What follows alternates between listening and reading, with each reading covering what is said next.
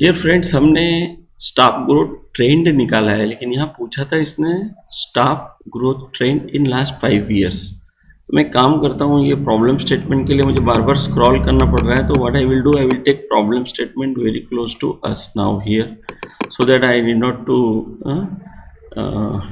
scroll these and so on. So this is the employee trend which we got actually. So what I will do, I will do that in the another visual. So I will do, I have just right click this and copied this visual, then going to the new canvas, okay, and pasted this here.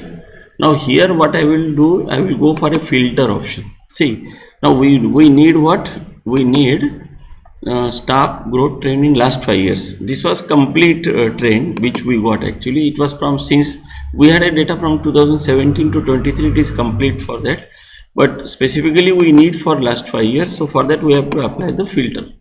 So this is what you can do through this filter. So we have the date here, and when I select this visual, so I have this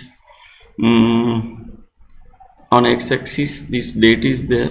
So I will go for the filter option here, but I will go only for, say, try this basic filtering. Yes, I think this will serve the purpose.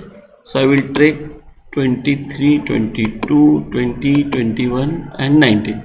So this is 1, 2, 3, 4 and 5 years. Okay, so this is indicating me the trend for last 5 years, as it was the requirement from our problem statement, that is top growth trend in last 5 years.